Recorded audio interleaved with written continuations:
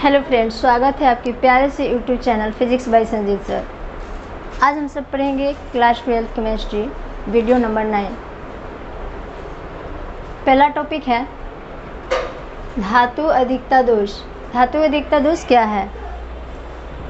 किसी भी क्रिस्टल जालक में से जब ऋण आयन एक ऋण आयन गायब हो जाता है तो उसके स्थान पे क्रिस्टल की उदासीनता को कायम रखने के लिए उसके स्थान पर एक इलेक्ट्रॉन आ जाता है।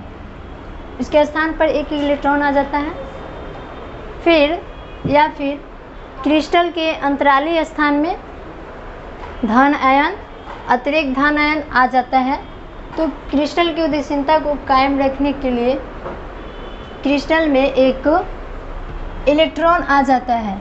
तो क्रिस्टल में इस प्रकार के दोष को धातु अधिकता दोष कहते हैं। जैसे देखिए, आपका यह आपका जालक है,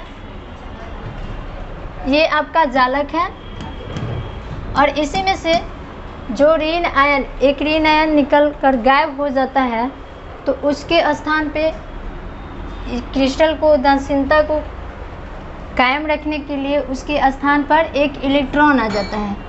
क्या आता है? इलेक्ट्रॉन।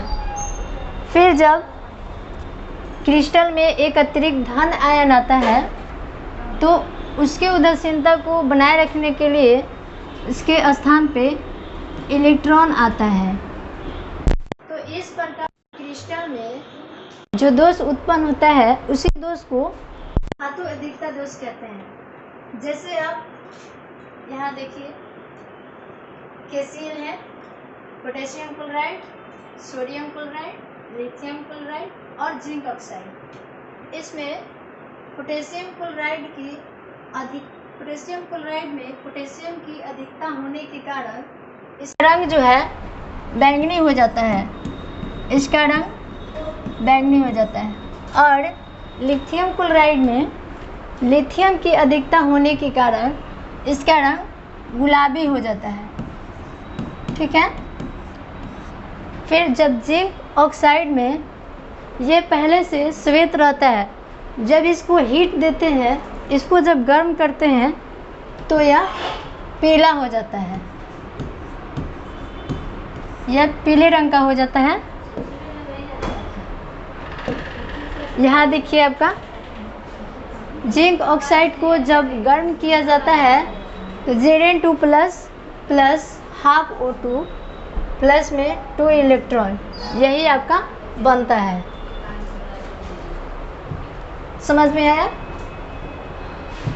नेक्स्ट देखते हैं। फिर है धातु अल्पता दोष। धातु अल्पता दोष क्या है? जब किसी क्रिस्टल जालक में से एक धन आयन गायब होता है, तो क्रिस्टल की उदासीनता को बनाए रखने के लिए उसके स्थान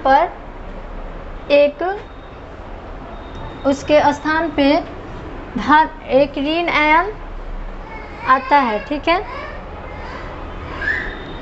फिर ऐसे ही जब क्रिस्टल के अंतराली स्थान में अतिरिक्त जब ऋण आयन आता है, प्रवेश करता है, तो उसके स्थान पे उसके निकट वाले परमाणु पे 2 धन आयन की उत्पत्ति होती है। तो इस प्रकार से क्रिस्टल में जो भी दोष उत्पन्न होती है उसी को धातु अल्पता दोष कहते हैं। जैसे देखिए आप, जब क्रिस्टल जालक में से एक धन आयन गायब हुआ, उसके स्थान पे उसके निकट वाले परमाणु पे 2 धन आयन की उत्पत्ति हुई। देखिए, उसके बगल वाले धन आयन की परमाणुओं पे 2 धन आयन की उत्पत्ति हुई। फिर उसी प्रकार से जब क्रिस्टल के अंतराली स्थान में ऋण आयन प्रवेश करता है, क्या ऋण आयन, अंतराली स्थान यही है, यहाँ पे आपका ऋण आयन प्रवेश किया है, तो उसमें क्रिस्टल की उदासीनता को बनाए रखने के लिए वहाँ एक ऋण आयन की उत्पत्ति होती है। इस प्रकार क्रिस्टल में जो दोष उत्पन्न होता है उसे हम धातु अल्पता दोष कहते हैं। देखिए यहाँ बगल वाले परमाणु पे आपका 2+2 धन आयन है और यहाँ अतिरिक्त में आपका जो ये माइनस है, ठीक, ऋण आयन प्रवेश किया है। जैसे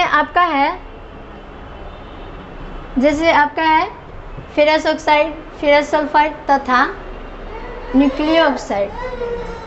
फेरस ऑक्साइड और जितने भी डी ब्लॉक के तत्व होते हैं उन सभी में धातु अल्पता दोष उत्पन्न होता है।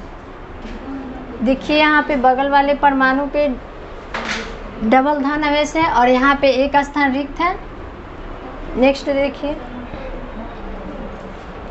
अशुद्धता दोष।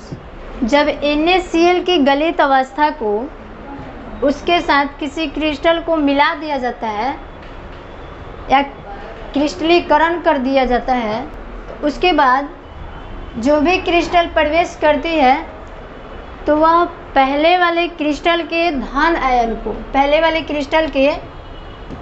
आयन को जो दूसरे वाले क्रिस्टल होता है तो दूसरे वाले क्रिस्टल के धन आयन जो होता है वो उसको प्रतिस्थापित कर देता है, उसको विस्थापित कर देता है, ठीक है।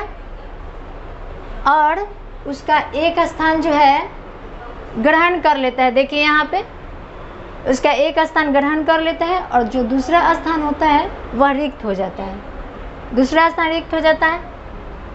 देखिए पहले वाले क्रिस्टल के धन आयन को वह प्रतिस्थापित करके दूसरे वाले क्रिस्टल के धन आयन को प्रतिस्थापित कर देता है और एक स्थान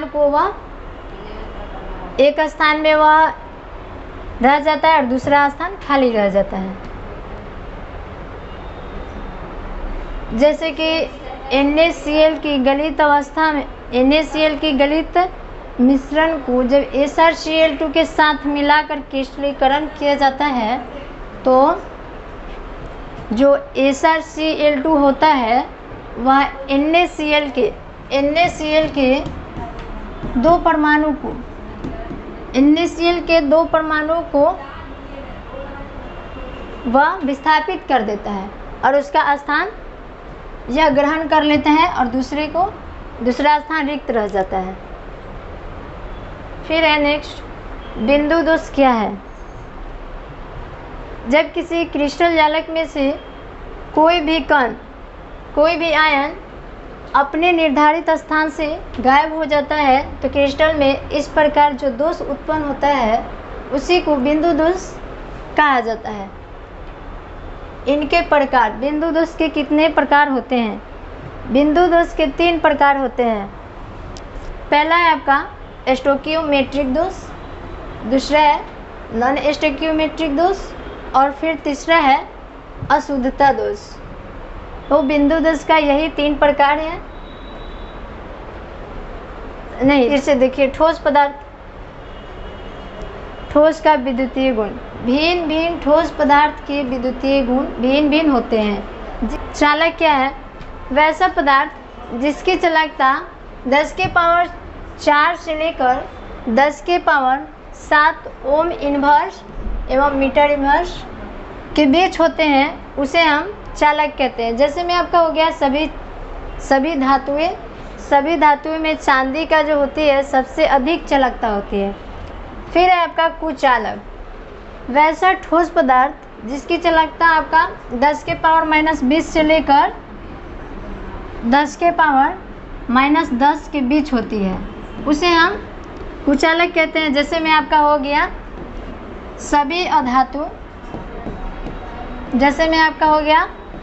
अधातु। फिर है अर्धचालक, वैसा ठोस पदार्थ जिसकी चालकता 10 के पावर -6 से लेकर 10 के पावर 4 ओम इन्वर्स मीटर इन्वर्स के बीच होता है, उसे हम अर्धचालक कहते हैं। जैसे में आपका हो गया जर्मेनियम, सिलिकॉन और Sb, ये सब आपका अर्धचालक है। तो दोस्तों आज के लिए इतना ही, धन्यवाद।